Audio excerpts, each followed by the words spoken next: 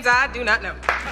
With Drake and Josh having like little to no DVD releases, and most of these being hard to find on YouTube, you can only really watch snippets of these shows throughout different parts of the internet. And that is not how I want to watch my childhood shows.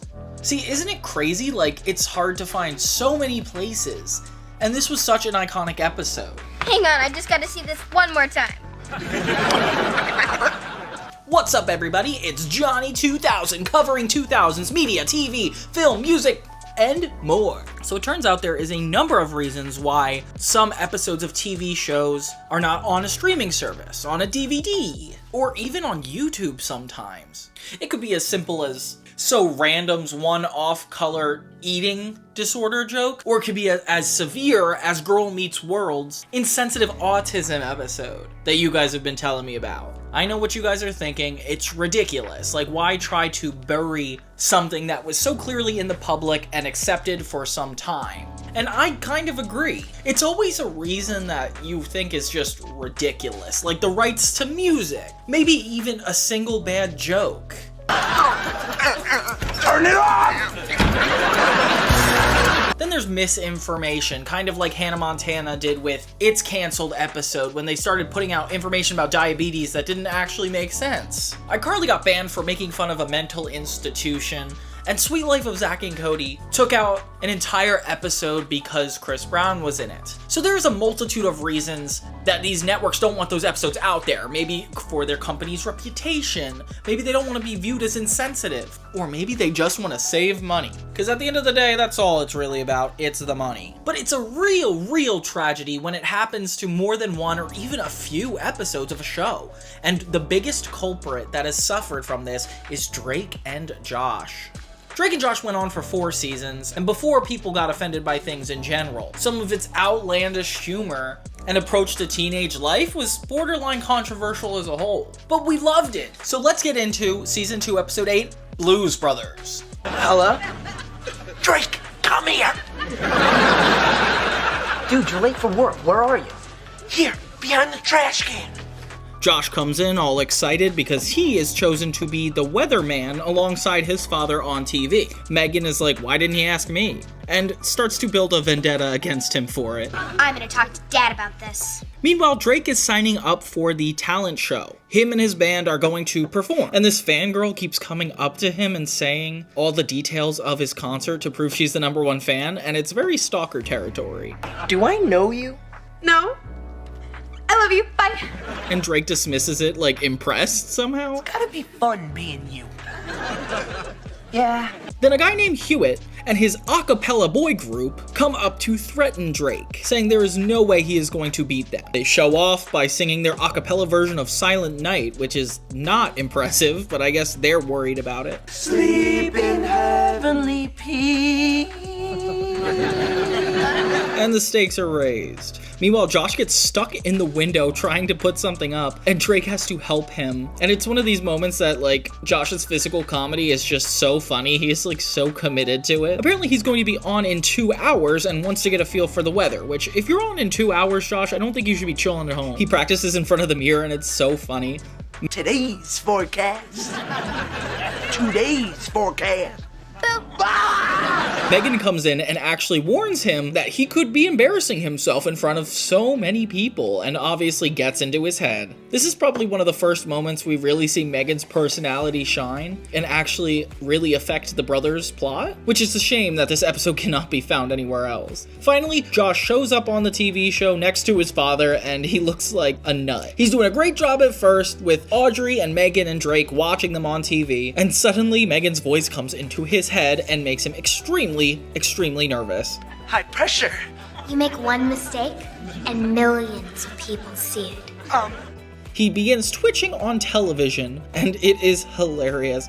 He takes off his jacket and has pit stains everywhere, so this just gets kicked up another notch. Honestly, if I were a viewer, I would think that he was having a seizure on television. It's so weird that everybody's acting so casual around Josh about this. Like, does anybody want to help him? Drake and his band are prepping for the talent show, and Helen and the fangirl. Helen gets so impressed by Drake doing the most minimal of all activities, which is super funny, while Josh is embarrassed to be seen in public. They meet behind a trash can, He reveals he's super embarrassed to be seen in public, which Drake is like, that's crazy, nobody cares, and then this happens.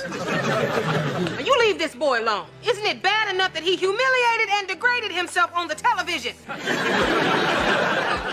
Thank you, Helen. Drake tries to get Josh a pep talk, but he's so focused on the battle of the bands that he doesn't really think about it. As we finally get to the talent show, it kind of reminds me of the iCarly episode where they're trying out weird talents for kids in the pilot. I don't know why, it just gives me that vibe. But they're hosting this talent show at the premiere, which I never really thought about. And things take a turn for the worse when Drake realizes that this a cappella group stole the theme song of Drake and Josh. It's gonna take some time to realize. I mean, obviously they don't call it that, they just call it his song, but still, it's the theme song. Josh goes backstage because he is too embarrassed to be there. But Drake, needing to go out really soon, Drake needs to come up with a plan. Josh, who's too embarrassed, is about to leave when Drake has to convince him the Blues Brothers tribute.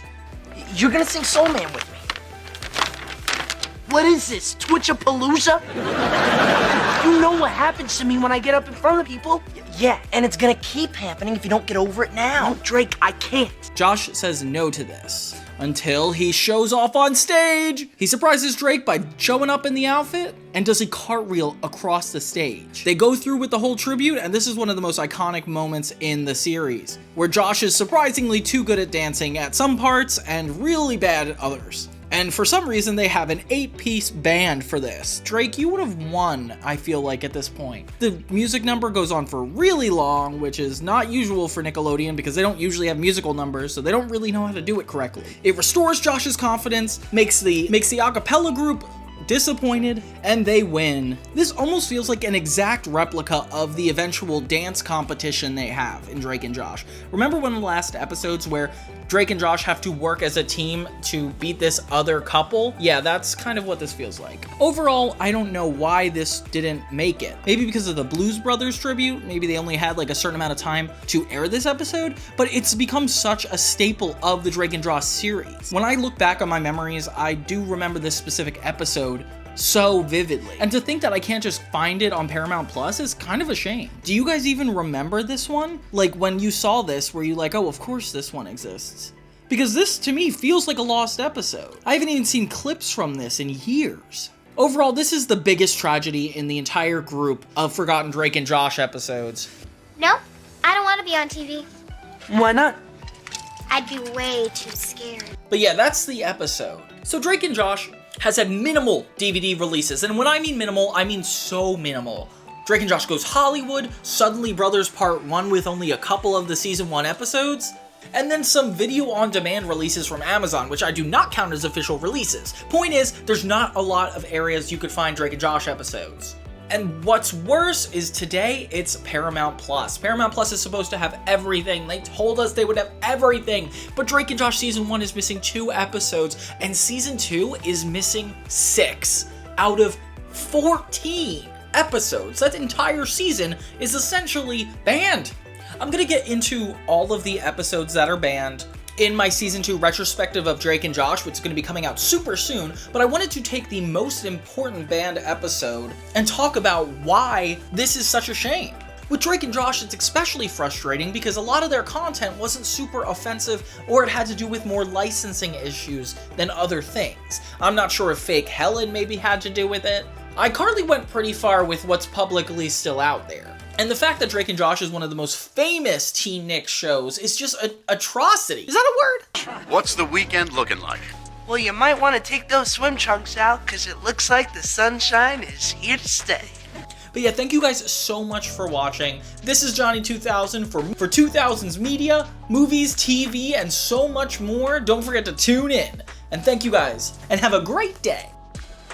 Do you remember the infamous Drake and Josh episode, The Gary Coleman Grill? Did that bring a nostalgic memory to your brain? I bet you don't remember that. You probably haven't seen it for so many years. Do you know why? Because it was pulled from streaming services. It's not on any DVDs. This is one of the hardest episodes of Drake and Josh to find. So I consider this another banned episode. Season 2 of Drake and Josh just is unapologetically buried. But let's jump back into this and see if you remember exactly what this is and why it was buried. We start off at the premiere in this episode, and Josh is selling popcorn. Drake interrupts with no remorse for the people in line when he finds out that Josh is actually in cold water with Helen. Drake jumps behind the cashier and shows him how easy it is to upsell popcorn.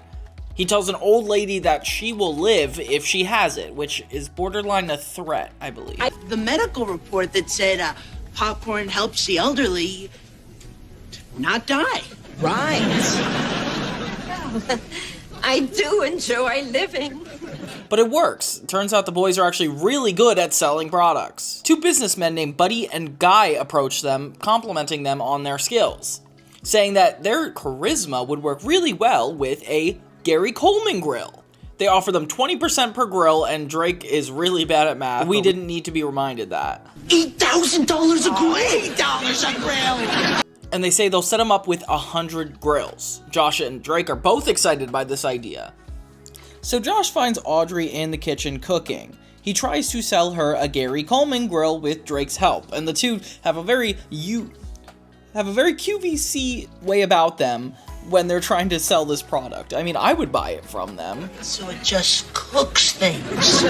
No, it's also an MP3 player. They sell the fact that not only is it a grill, but it can listen to music, which I am in 2025, where that is a lot more rare. I think at the time there were iPods, or I don't even know what people listened to at the time. Maybe if this grill hooked up to my shower, I would buy it. Oh wait, that would kill me. Hey, why do you buy 6? 'Cause I'm not an idiot.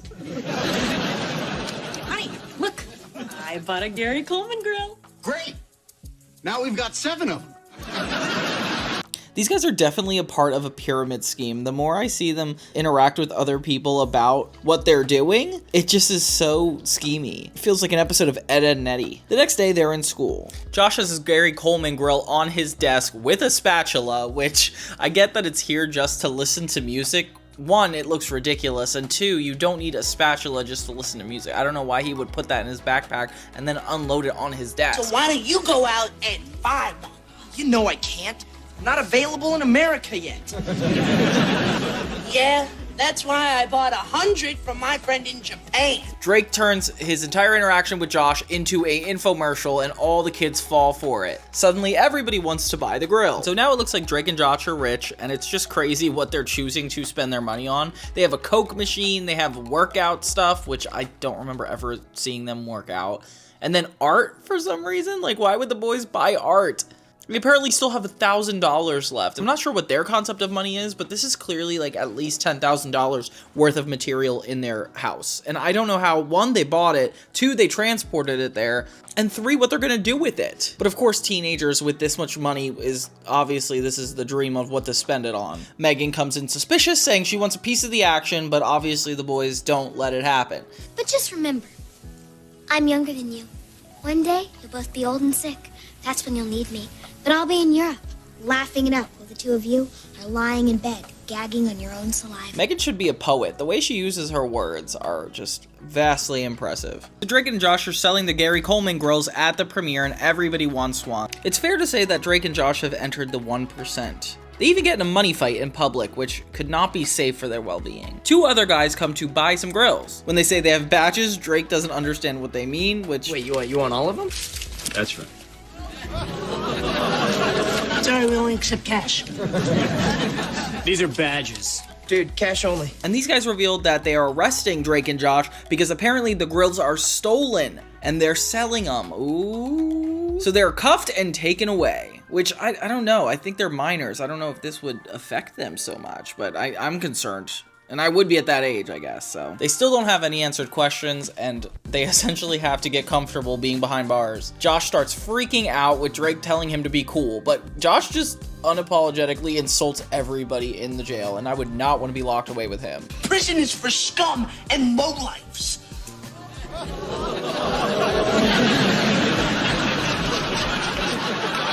Except for you guys. I'm sure you're all wonderful people. The cops question them, and some of the best jokes are here. Eyewitnesses say the thieves were two clean-cut Caucasian males. There you go. We're not Caucasian, we're white guys. They tell them about how the Gary Coleman grills were stolen off of a truck, which leads them to believe it's them, which I don't understand why this is the case. How these guys are like 16 in this season. I don't know why they would categorize them with these adult criminals. Like, can you even put 16-year-olds in jail with adults like that? All police officers, please comment below. The cops confuse him so much and even get an accidental confession out of Josh. Oh, leave me alone. I'm confused and sweaty. And they start questioning him about the quality of the grill, which doesn't seem like a fair question from cops. Drake and Josh are given one phone call each.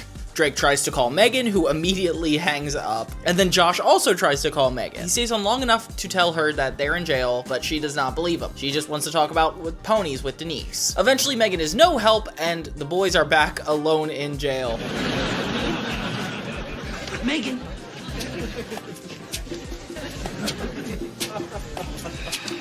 All yours. So in the next scene, we see Megan approach the two guys from earlier, the criminals, Buddy and Guy, and says that she wants in on selling the grills. I'm really confused at why this is going down now. She insists that she could sell way better than the guys and even goes up to sell one of them to a woman. My daddy makes me sleep in the backyard. Will you please buy one? I miss my bed. Oh, of course. And claims child abuse if she doesn't buy this grill. The two men are impressed, but it turns out that this is just a secret ploy to get them to confess. Megan manages to get them to admit that they stole the grills, and the FBI guys walk in. See, I love how they didn't believe in Drake and Josh, but they finally believed a 10-year-old girl. And I also can't believe that Buddy and Guy were probably about to work with Megan on this. Like, can we reflect on that? They almost convinced a 10-year-old girl to be a part of a pyramid scheme. Excuse me, are you this little girl's father? Yes, I am. How dare you make her sleep in the yard? I wonder if these episodes are banned because of how adult themed they are. Like, these are borderline like adult sitcom situations that Drake and Josh are getting themselves in. Like, they've been to jail twice in this series, and they're only getting older, so I don't know where the show is gonna keep going from here.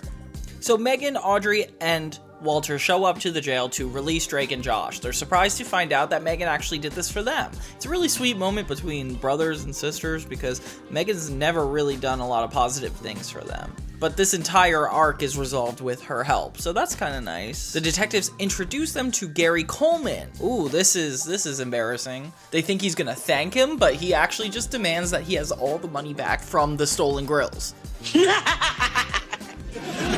You know, I know you didn't spend all my money, because if you did, I'd be really upset. And Drake and Josh are obviously really embarrassed, so they throw him in prison and run away. Oh my gosh, they have to be able to go to jail for this. In the end, Gary Coleman takes everything they bought one by one, and they try to fight for it, but it does not work. And that is the end of the episode. The Gary Coleman Girl episode is one of the most popular episodes that I have not forgotten to this day.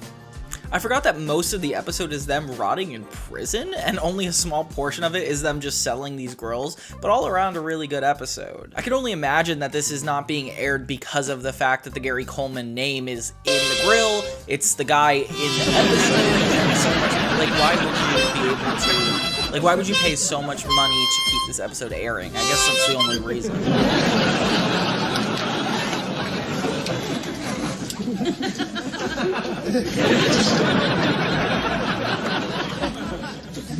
Sorry. Happens.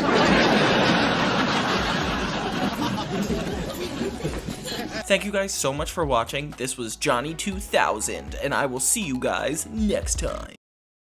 Guys, I cannot believe how many banned Drake and Josh episodes I've been able to come across. I don't mean to recycle the same episode every day, but essentially I'm doing it. So there's 2 more episodes in season 2 of Drake and Josh that are just not airing, not on streaming anymore. It's ridiculous. Yes, they're on YouTube, I see that, but when you're yelling at me in the comments, I'm not gonna have a response for it. So I'm gonna share with you 2 today.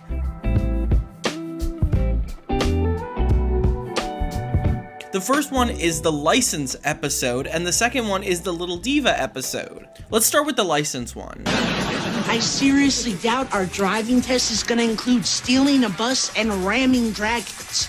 Do you know that for sure?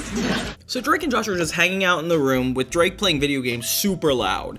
Turns out that they should be studying for their driving test that's coming up. They get into a big argument, and I forgot how immature these guys were. When they get home from school, they find out that Walter is trying to help the boys learn how to drive. He has this whole stop sign set up in the living room and a hula hoop as a driver's wheel. Like, this bit is so funny. A good driver is always prepared for the unexpected. Yeah, I know. I'm always telling Drake. A little girl! We get to see a lot of Walter for the first time, which I haven't really seen him be this funny, and I feel like this definitely solidifies me liking him. Megan pretends to be a little girl being struck by a car, which I do not know how that would help you learn how to drive. Nice going, Josh. You ran over your sister. I get to run over her next.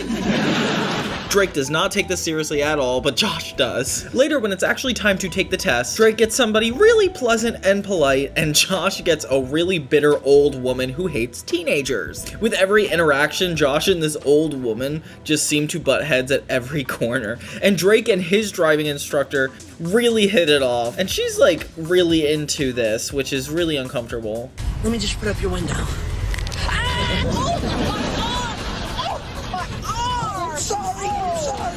Do you want me to rub it? You expect Drake to get his license and Josh not to, but it turns out to be the opposite. Josh gets his license and Drake doesn't, which is not fair because this woman clearly did not warn him of the issues of his driving. She like only fed into it, which is really not cool. You want to fry?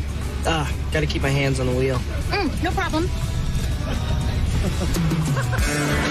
But it's funny to hear all the reasons he didn't get his license. He needs to have it for the Drake and Josh Go Hollywood movie, but I guess that's not talked about yet. Megan rubs it in his face that he cannot drive, which is super funny. And Josh is living life on the edge, driving everywhere. Drake is bitter that Josh has to drive him places when Josh actually gets pulled over. Walter warns the boys earlier that if they ever get a ticket, their license is going to be taken away from them by the parents. So when the cop comes, Josh tries every trick in the book to not appear suspicious, and he looks worse. Oh, my heart! Oh, the bacon! I think I'm having a episode! Give this to him when he stops faking that heart attack. Will do. Later, he's freaking out, and Drake offers to pay the ticket for him in exchange for taking him on rides whenever he wants. And Josh is like, wow, that sounds like a great deal. Let's do it. Really? Actually, I wouldn't mind going to get the zero gravity CD. Drive me to the mall? No prob. To the Josh-mobile. Dude, you gotta stop saying that. So later, Josh finds himself waiting around for Drake, taking him everywhere you would imagine. And Drake just uses him for his personal gains, which is not a surprise at all. Drake holds this over his head, even waking Josh up in the middle of the night to go get tacos, which of course he doesn't want to do. I'm not driving to the night on some Mexican adventure. Okay, I just thought that a corn shell full of beef and cheese would be a small reward for, I don't know, helping you keep your driver's license. Josh stands up for himself and says that he's not going to just drive him around everywhere, and he could tell Walter about the ticket and stop holding this over his head. Later, Gavin comes by with a giant shovel, asking Josh questions about work, which is this his first episode? He's even waiting around as he goes on his dates. Everything gets kicked up even more when Drake asks Josh to chauffeur his date, insists on calling him Chives, and makes him wear a suit. So this is taken to the next level, as Josh just sits in the car and waits for Drake and his date. Chives, do I need to have a talk with Father about the ticket you received? Yeah, you do. Eventually he gets so fed up and the two start arguing, leaving Josh to sit in the passenger seat and said, go ahead Drake, why don't you drive? Second he gets in the driver's seat, the cop comes again. And it's the same cop, and for some reason he doesn't recognize the boys. Josh tries to be against Drake, but it turns out to be his issue because since he's the one with the license, he's responsible for Drake being behind the wheel, and the episode ends on them fighting. You're going to have to give me 2 tickets. What for? One for the faulty taillight, and one for this! The first episode that really ends on a really dark note, and like we never see anything resolve, which is fair because it's like I do want to see the funniest parts, and this is definitely it. So yeah, that was the licensed one. I thought it was really funny. Now let's go to the Little Diva. Okay, so this one in reviewing, I definitely see why it didn't need to be on Paramount Plus. Maybe because it's about this little girl passing out, and not even the same actress is playing Helen in this episode. Like, there's a lot of ways this could be seen inappropriate in the public eye. So I'm kind of glad they don't have this on Paramount Plus, although I do think it's a good episode. You know, no more chit-chatting, let's dive in. Season 2, Episode 7, Little Diva. So Helen informs Drake and Josh that a superstar is going to be coming to the premiere. I can't tell you, it's top secret hush-hush business. Gotta keep it on the down low. We are having a real Hollywood premiere right here in this theater. Helen's telling them about the after party, which Drake really wants to go to, and Josh is assigned to escort and protect this little girl around the premiere, which is weird because she has a bodyguard named Citrus, and isn't that his job? But I guess Helen just wants to accommodate her. The next day, Drake and Megan show up to Josh's work, claiming to look for the little girl. When she enters, Josh is more excited than them. We think she's humble at first, but then she starts bossing around Josh immediately, with her bodyguard even intimidating him when he gets it wrong. I asked for room temperature. This water is chilled. Are you trying to kill me? And she is a stereotypical snobby kid. If you mess this up, I will thump you like a melon. You follow me? Yes, ma'am. Like a melon. Later back at the house, Drake is asking about getting into the after party, but Josh is exhausted for tending to this little diva's really specific requests. She doesn't like the green gummy bears, so I had to take those out. Then she suggested I do some sit-ups. That's ridiculous. I know. Who doesn't like green gummy bears? And Drake is just so selfish, he does not even care about Josh's well-being in this situation. The next day, Drake is badgering Josh still, as this little child is dictating the entire premiere. Helen is making sure Josh abides by every one of her whims. If I'm gonna be helping you out, I think we should lay some ground rules. Dance. What? Dance. I don't wanna dance. Citrus. Dancing! This is how he got the visual gags this episode for sure. So now he's working for her full time, even delivering a fridge? Why did she have this as a request? Later, the little girl goes to hang out with Megan at the house, and she starts bossing him around off the clock. Woof, this girl has got charisma. Wow. Look at that. 7 seconds have already gone by, and still no soy latte. Look, Ashley, I don't know who you think you are, I but... think I'm Ashley Blake. And this is one of the most infamous scenes. Megan and this girl set a bucket on top of the boy's door to knock them out, but instead accidentally dropped the bucket on the little girl's head. And they blame Drake and Josh anyway. This is like one of the most iconic lines from this show. Like, it was just so funny back then and such a meme. She was reaching for a bucket on top of your door, and it fell and it hit her head. Yeah, jeez. Why was your bucket on top of our door? Why was your door under my bucket? The doctor from the episode before confirms that they hit her with the bucket, and they keep that on the record, which is so not fair. Perhaps you should have thought of that before you hit her in the head with a bucket. Wait, we didn't hit her in that. Listen to the doctor, Josh. No more hitting little girls in the head with buckets. Drake and Josh start freaking out because obviously they can't have the premiere without the star of the movie, and they are going to be in deep trouble. Until Drake comes up with the clever but obvious idea to Weekend at Bernie's her, use her passed out body to appear like she is still awake. This girl could be dead for all they know. Oh wait, no, a doctor just came. I don't think that's the truth. It's Helen. She's gonna want to talk to her. Oh, the garbage can. Here, hold it. So they have to hide it from Helen, which is not actually Helen. This is another actress that it's weird that they replaced her. And Drake and Josh have to go through the entire event making it look like natural that this girl is awake. And it is horrible. Like, there is no way this comes across as real. And right when they think they're out of the clear, the premiere guards expect her to answer a Q&A. So Drake and Josh insist on going with her to the podium and answering the questions for her. You two gentlemen don't need to stay here. Yeah, we do. She's a pescatarian. All right. The press may now ask questions. Ashley? But obviously everybody gets frustrated and the facade becomes a lot harder to keep up. Finally, they get through it and throw her back into a trash can. Oh my god, these kids. Later, they pull her out and give her to Citrus, who puts her back in the trash can, and they leave her there. Oh my gosh. Okay, so I could see why they left this off Paramount Plus. This one specifically, having the little girl passed out the whole time, having the guys take care of her, but not a lot of the parental supervision coming into play. Like, this is a bad look for a kids network. And some of the jokes are funny, but I definitely think it's safe to put this one aside. It's not worth the risk. Although the bucket joke is exactly the redeeming quality for this entire episode. I wish they just rewrote it or at least re-edited it to take out some of the more ridiculous issues. Otherwise, it was a good Drake and Josh episode, but it definitely doesn't hold up with the culture of what we have today. It's not a terrible episode, but I definitely see why Nickelodeon doesn't want to publicly put it out there. Although I do wish there was like a section of that set aside for us. Like, these are really fun episodes, and I want to still be able to see them now. I can't believe how much in both of these episodes I still remember. Like, I would assume these lost episodes were things I have never seen at all, but it turns out these are just like the most common, really good episodes that played every day on TeenNick, and just suddenly they're not available anymore. It's insane. Thank you guys so much for watching the same video every day this week. I really appreciate it, and I'm gonna probably do another one and branch off to other shows as well. So until next time, everybody, this is Johnny2000. Don't forget to like, subscribe, and tell your grandparents about me. Have a great day. Hey, Josh, I made a Drake t-shirt special for you.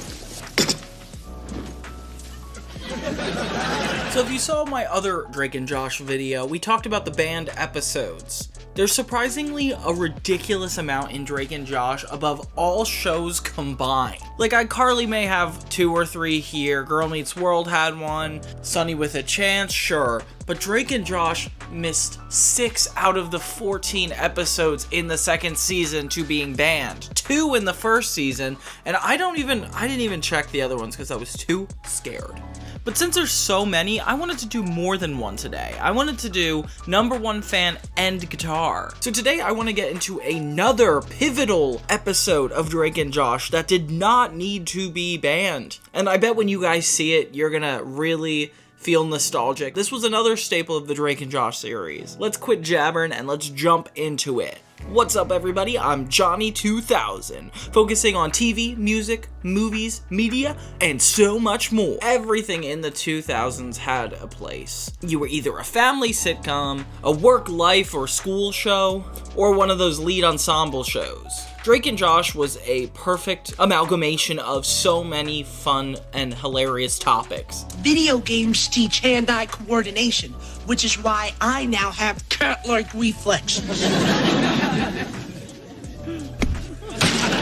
In Season 2, Episode 10, Number 1 Fan, you get all the best elements of Drake and Josh in one go. You get Drake pursuing his music career, you get a fantastic guest star, and a really sweet moment, making you wonder, why is this lost to time, and how can I get it back? No, just kidding, you're not gonna work that hard, are you? I like that Campfire Kids is the name of the scout troop, like that's a funny parody of the Boy Scouts.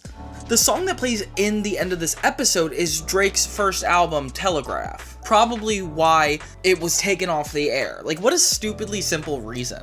This is one of the rare episodes to be included on the US releases of Drake and Josh, the best of seasons 1 and 2 on DVD. It's called Number 1 Fan, and it's featuring the all-famous Alyson Stoner, who played similar characters at the time. Cool guitar.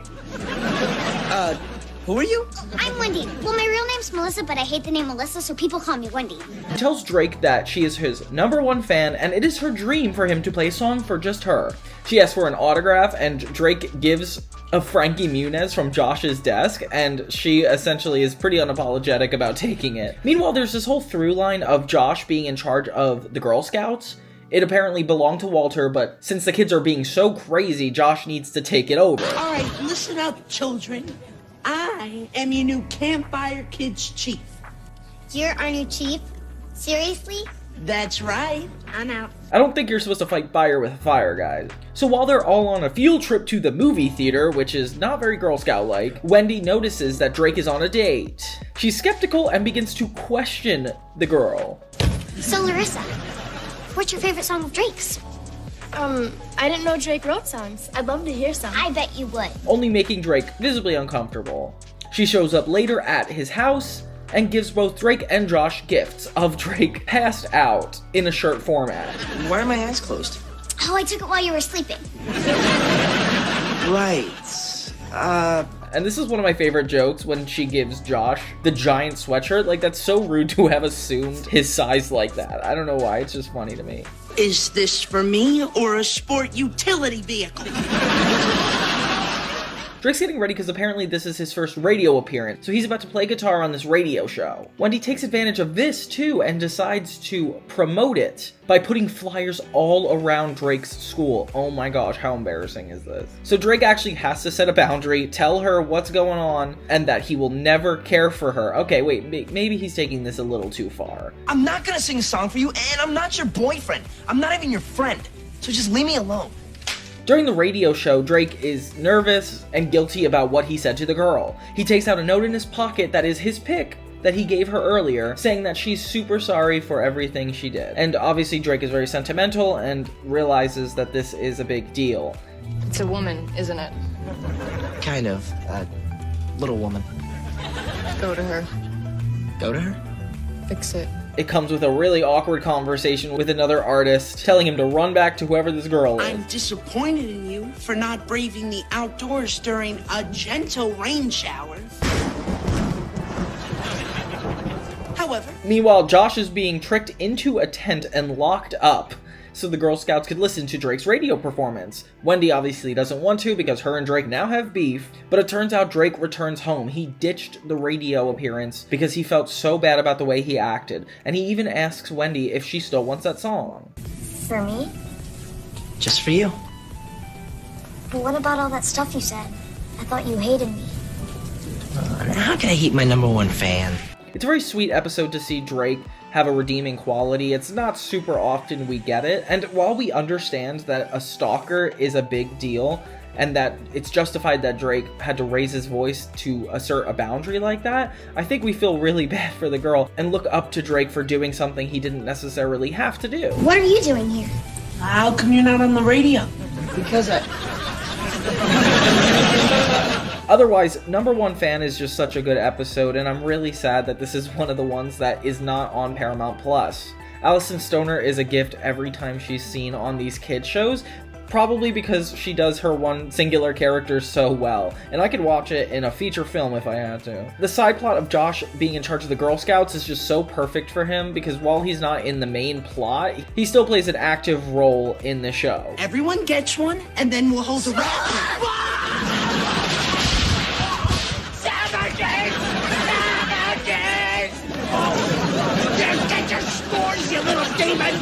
Overall, great episode, and reminds me of how sad it is that it's not available to everyone anymore. I like that we have the through line of Drake's radio appearance because it shows that he's still pursuing music. And of course, every Dan Schneider show has to have somebody pursuing some kind of art-like tactic. It can't just be two brothers going through life like it was in the License episode. It has to be musically intertwined. Want me to play you a song?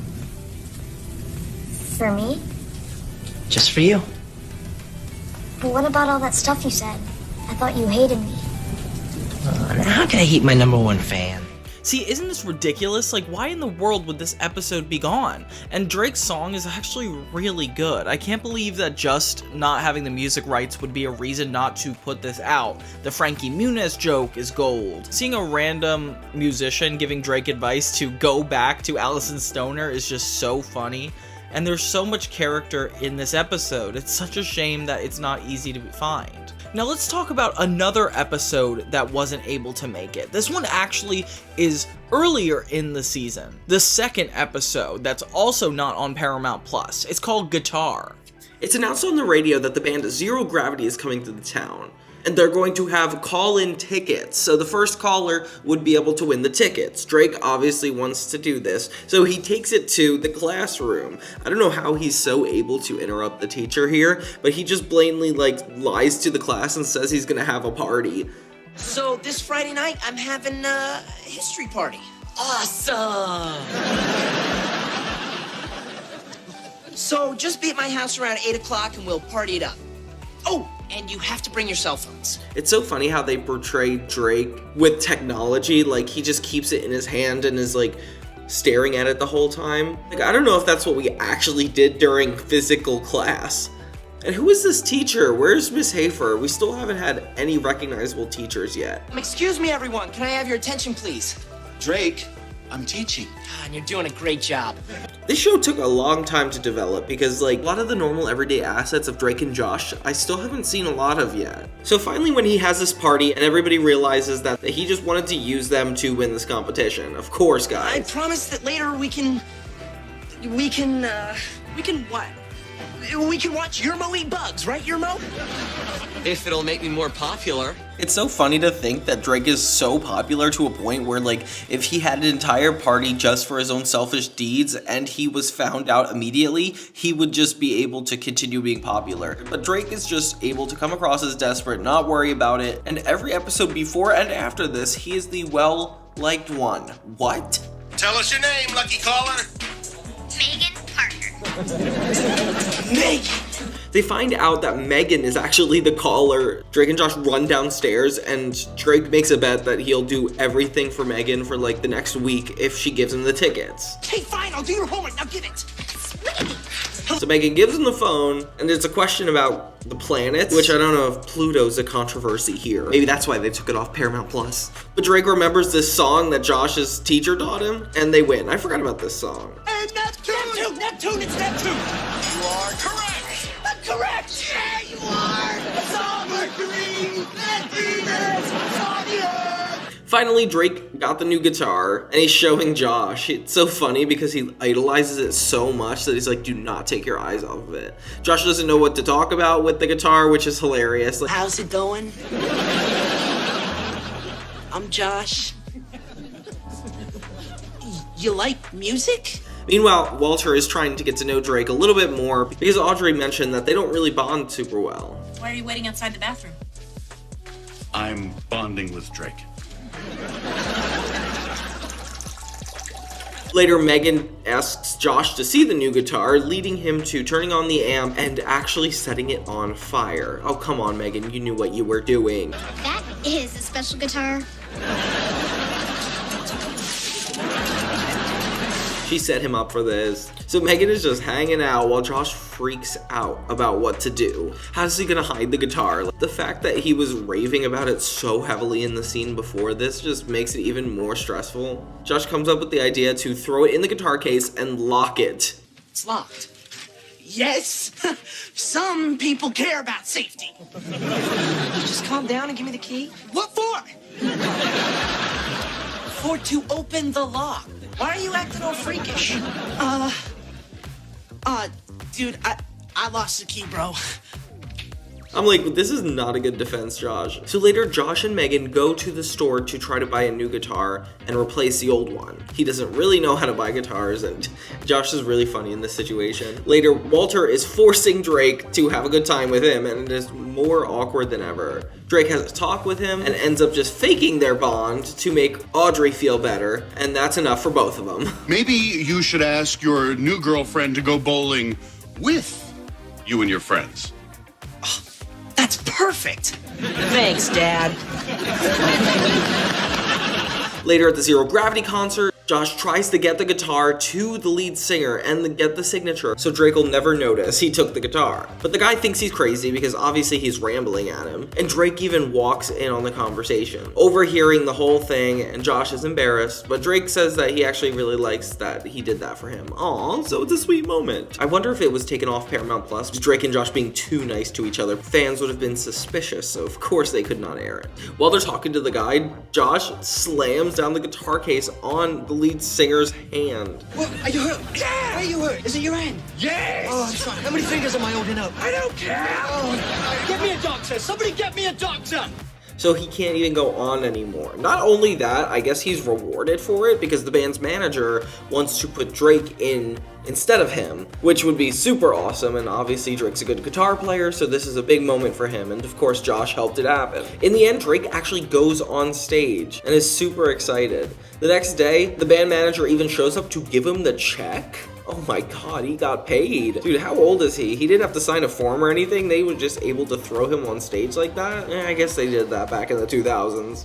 Drake and Josh have another sweet moment, and Drake gives Josh the entire check in repayment for helping him with the guitar. Aw, what a sweet episode. We end with Megan taking away Drake's chips, and that's the end. This one is really fun because it's finally, the intentions of the characters are driven by something positive, like Josh not wanting to let down Drake, and Drake repaying Josh for something that he feels like they worked together to have. So when looking this up, I couldn't find the reason that this wasn't on Paramount Plus. Like, there's no like controversial themes on like some of the other episodes, or like moments that I think would constitute, you know, like hiding this episode completely.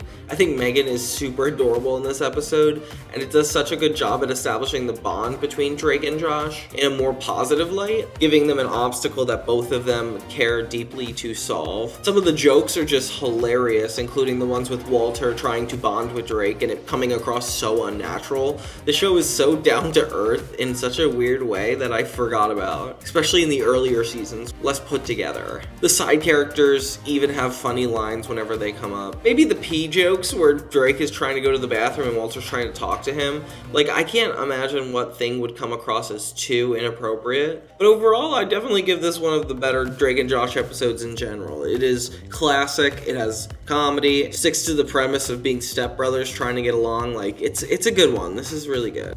I feel like these are two great cases of why music licensing should not get in the way of television. These are both amazing episodes that needed to stay in the ether, but they just weren't. All we can really do is be sad for a long, long time.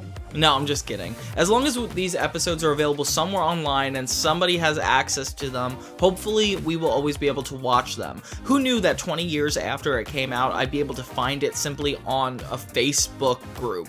Like, people have such weird ways of finding lost media nowadays that I have no doubt that some way it will be preserved. But in the meantime, it still won't be accessible, and that's just a fact we all have to get over. But thank you guys so much for watching this dual video, and let me know what you think in the comments. Is there other episodes that should have been banned that haven't been? I'd love to know more. Thank you guys so much, and have a great day.